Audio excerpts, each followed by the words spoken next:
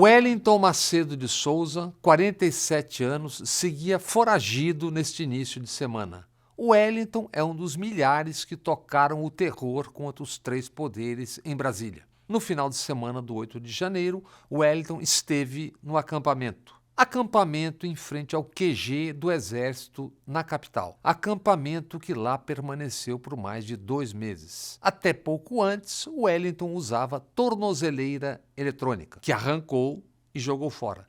Ele cumpria prisão domiciliar por incentivo a atos antidemocráticos, inclusive naquele 7 de setembro de 2021. Antes, Wellington trabalhou no Ministério da Damares, aquela que viu Jesus na goiabeira. Wellington, dito blogueiro, piolho de redes sociais, tem contra si dezenas de investigações. A penúltima por ser um dos 3 golpistas acusados de tentar explodir um caminhão em Brasília. Caminhão com 60 mil litros de querosene e uma bomba cuja detonação, supostamente, falhou depois de ativada. Bomba essa que seria detonada às vésperas do Natal para impedir a posse de Lula. Pois esse mesmo Wellington esteve no acampamento diante do quartel-general do Exército, a 300 metros de onde opera a inteligência do Exército. Diante do quartel-general do Exército, relatou o Fantástico da Globo no domingo, estiveram ao menos 23 homens e mulheres investigados ou acusados por crimes. Um deles, Antônio Giovanni, acusado ou suspeito de assassinato. Outra, aquela senhora que defecou no Supremo Tribunal Federal. Ela já cumpriu 3 anos de cadeia por tráfico de crack. É a senhora Maria de Fátima de Santa Catarina, portanto, triplamente santa, ainda foragida. Enésimo exemplar de cidadã de bem, cristã e defensora da família, moral e dos bons costumes. Wellington, se não era só encenação, se tivesse acontecido a detonação próxima ao aeroporto de Brasília, supostamente tramada por ele e cúmplices, a propulsão da bomba e mais de 60 mil litros de querosene fariam vítimas e não poucas. E Wellington, com tornozeleira, frequentou o acampamento nas barbas da inteligência do Exército. Ana Reis é produtora da Globo. Ana se infiltrou no acampamento de golpistas diante do quartel-general. Fotografou, registrou, filmou, mas a inteligência do Exército não conseguiu, supostamente, detectar criminosos como Wellington à sua porta.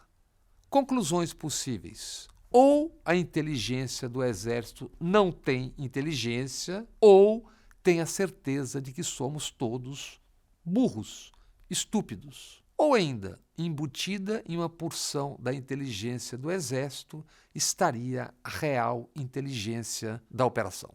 Na noite daquele domingo, o Exército não permitiu que a Polícia Militar do Distrito Federal fizesse prisões no acampamento. Segundo N publicações, ainda sem desmentidos, para que uns 600 familiares de militares pudessem escafeder-se. Também sem desmentido, até porque filmes e fotos são difíceis de desmentir, Maria Aparecida, Dona Cida, mulher do general Vilas Boas, visitou o quartel-general de golpistas. É o general Vilas Boas! Vilas Boas, deixa!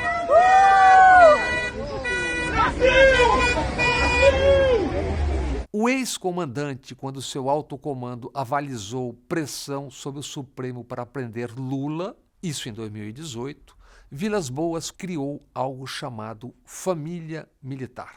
Algo que, na prática, permitiu a militares e suas famílias participarem, inativos ou não. A patronesse desta família é Rosa da Fonseca, mãe de Deodoro da Fonseca, marechal que num golpe criou a República há 133 anos e o já secular hábito da tutela militar no país. As famílias participam de convescotes e também, eventualmente, de manifestações golpistas às portas dos quartéis. Quando não, dentro. O governo do Amazonas informa. O Comando Militar da Amazônia em Manaus não apenas cedeu espaço em seu prédio como depósito. Lá, manifestantes guardaram seus pertences.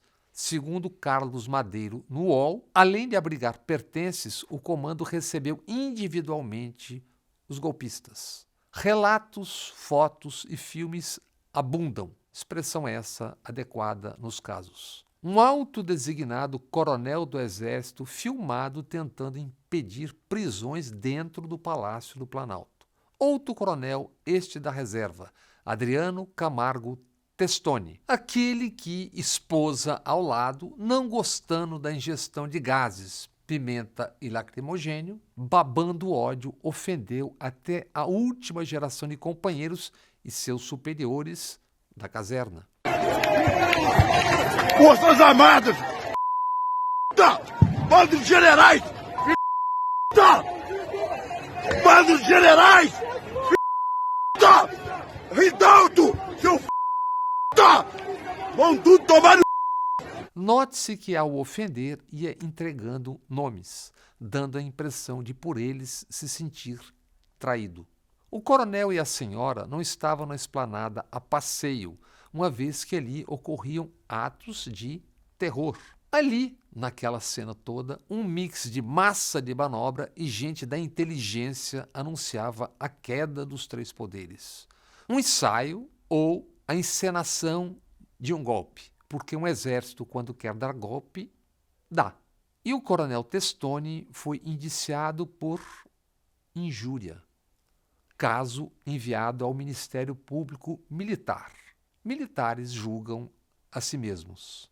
Outro, o capitão da Marinha Vilmar José Fortuna. Ele e também senhora presentes ao convescote golpista. Lotado no Ministério da Defesa, foi demitido, mas segue na reserva da Marinha. Por que Fortuna faltaria ao convescote golpista? Afinal, almirante Almir Garnier, em protesto contra a eleição de Lula, se recusou a dar posse a seu sucessor no comando da Marinha. Como e por que militares inativos ou nativa faltariam à encenação golpista com terror? Ex-comandante da PM do Distrito Federal, o coronel Fábio Augusto Vieira disse ao Washington Post: o Exército defendeu a manutenção dos acampamentos golpistas em Brasília e por todo o país, é óbvio. Do terror golpista para cá, tendo as mídias como cenário um espetáculo de luz e sombras. Generais e quitais reais ou supostos falam ocultando nomes e rostos, as famosas fontes em off. Um diz que Lula perdeu o capital político ao dizer que militares foram parte no ensaio golpista. Nas sombras, mexem as peças no tabuleiro, enquanto Lula e governo se obrigam a responder às claras, publicamente. Militares da casta algo perplexos, porque erros foram cometidos. Um erro foi atacar os três poderes e não só um, o do Palácio do Planalto. O ataque restrito ao Palácio isolaria o governo de Lula, que errou ao indicar o que queriam exatamente o que queriam os militares para o Ministério da Defesa. Um político que, por consequência, mantivesse para além dos quartéis a importância, a elevada dimensão política buscada pelos militares. Se atacado só o Palácio, Lula teria que buscar apoio do Judiciário e do Congresso. Outro erro foi subestimar a capacidade política do jogador Lula. Sabendo e confiando na inexistência de um sistema de inteligência eficaz preparado no novo governo, o erro da blitz total contra os três poderes. Lula não tinha e não tem armas e armados, mas no dia e noite seguinte ao golpe, reuniu governadores no palácio e arrastou os poderes na caminhada noturna entre palácios e a reunião no Supremo Tribunal Federal, depredado na véspera. 93% da população condenou os ataques, constata o Datafolha. Com o capital político acumulado no contragolpe à encenação, Com imagens e fatos, Lula rompeu o lacre do silêncio. Silêncio sobre o escancarado golpismo militar que se arrasta há anos. Silêncio com reprodução dos fatos sem expor devidamente e diretamente a paternidade. Silêncio que há anos perdurava em grande parte das mídias. Não se ouvia, não se lia o óbvio sobre a responsabilidade política, moral e não apenas da casta militar nesta encenação, neste ensaio golpista. Uma forma de manter a negociação e assim sempre a tutela. Em grande parte das mídias, mera reprodução dos fatos, sem expor a paternidade, a responsabilidade dos operadores nas sombras, os militares. Lula começou a dizer com todas as palavras: sabemos que já teve gente nesse país que foi preso e que foi torturado, outros que morreram na cadeia porque ousaram falar em derrubar o governo. Todo mundo aqui sabe quanta gente foi torturada por não concordar com o regime militar. E agora as pessoas estão livremente reivindicando o golpe na frente dos quartéis. E que não foi feito nada por nenhum quartel. Nenhum general se moveu para dizer não pode acontecer isso, é proibido pedir isso, nós não vamos fazer isso. Dava a impressão que tinha gente que gostava quando o povo estava clamando o golpe. A impressão que eu tenho é que o segundo exército em São Paulo ficou meses com as pessoas lá gritando.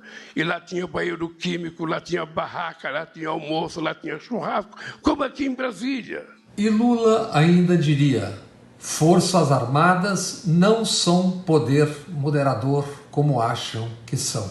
E desde então se lê, se ouve e se vê o que até os cadarços dos coturnos já sabiam há anos. Sobre como uma casta do Exército, das Forças Armadas, as oficiais e auxiliares, tipo as polícias militares, são uns e se sentem outros o poder, os tutores do poder. O que buscam mesmo é a secular tutela. A historiadores ou arqueólogos bastará ir ao Twitter, às manchetes, às notas oficiais de militares para ver, ler a ruma de ameaças e mesmo a exposição solar de desejos golpistas desta casta militar. É só buscar generais e que tais, o matraquear golpista incessante desde o final da Comissão da Verdade, ali por 2012, que elencou militares acusados de tortura e ou assassinatos durante a última das ditaduras militares brasileiras. Não por acaso, em sua fuga para os Estados Unidos, Bolsonaro levou o coronel do Exército Marcelo Ustra, primo do torturador Carlos Alberto Brilhante Ustra, sempre homenageado, saudado por Jair e seus pares. Tem gente que gosta de Carlos Marighella, assassino, terrorista, autor de um manual que é explorado por todos os terroristas. Eu pergunto pelo Estado, o papel do Estado brasileiro naquele momento. Houve uma guerra, Miriam, houve uma guerra. Excessos foram cometidos? Excessos foram cometidos. Então o seu herói matou pessoas. Heróis matam. Heróis matam, torturando e enfiando ratos na vagina de presas. Heróis como Mandela, Charles de Gaulle ou Marighella matam ou comandam quem mata numa guerra, ou enfrentando ditaduras como as últimas do Brasil, Argentina e Chile, porque ditaduras, sejam quais e onde forem, são regimes ilegais. Se torturam e matam em nome de um Estado ilegal, não são heróis, são criminosos.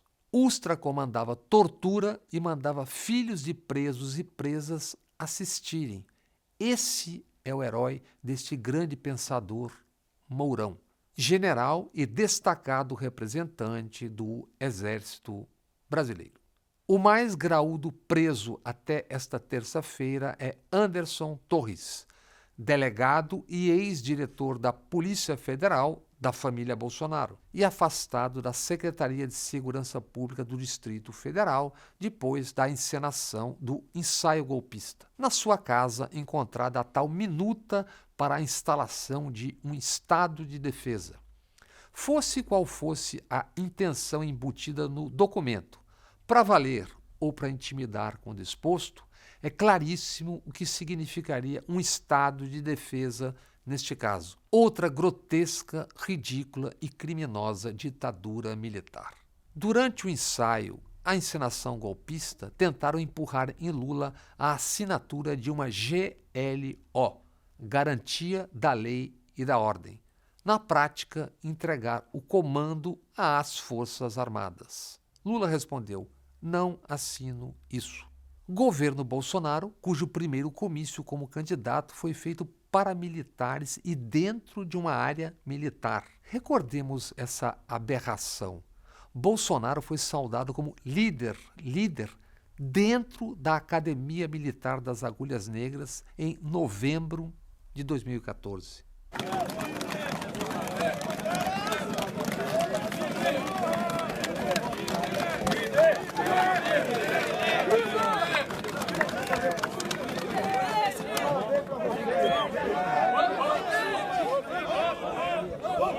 Nós temos que mudar esse Brasil, tá ok? Alguns vão morrer pelo caminho, tá? Mas eu estou disposto em 2018, seja que Deus quiser, tentar jogar para a direita esse país. O governo tem um outro sério problema. Não apenas as nomeações já feitas, mas montar rapidamente comunicação moderna e eficaz. Durante a campanha, conseguiu até virar o jogo nas redes sociais. Mas provas de 100 metros são diferentes de maratonas, na tática e na estratégia. Já a Midiona, se tivesse lucidez e se tivesse uma grandeza real, entenderia. Estão quase todos falidos ou a caminho de falir. Exceções como a Globo, que tem 12 bilhões e 800 milhões em caixa, e a Record, que vive dos fundos dos fiéis. Os grandes adversários do negócio mídia são multinacionais, as chamadas Big Techs, Amazon, Google, YouTube, Twitter, Netflix, Facebook e os Telegram e WhatsApps da vida. Europeus e mesmo os Estados Unidos já trabalham para regulamentar esse incomensurável poder, os donos da verdade no mundo. Um mínimo de juízo e a Midiona aceitaria a modernização do setor necessária no e ao Brasil. E com o peso do governo, se juntaria aos que, no mundo, já trabalham para romper esse ciclo que cada vez mais alimenta a distopia, o caos. Sendo quem são, somados aos chefes e chefetes políticos, pastores, pastoras e bispos sendo donos de mídias, de concessões que pertencem ao Estado e Estado laico, é evidente que tal aliança para modernizar soa a sonhos de uma noite de verão.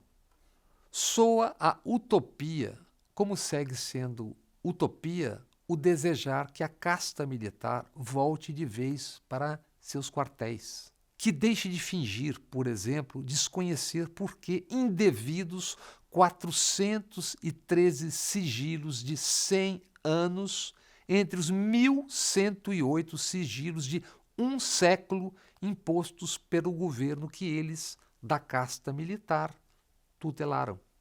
Que deixem formação e maus hábitos próprios dos séculos XIX e XX e, enfim, cheguem ao século XXI. Utopia.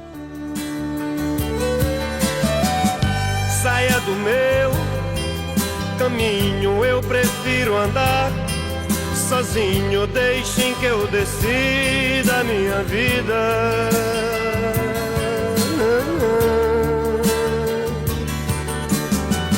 Não preciso que me digam de que lado nasce o sol, porque bate lá meu coração.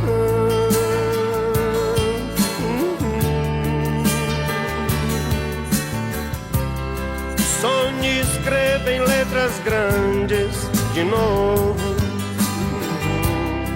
pelos muros do país.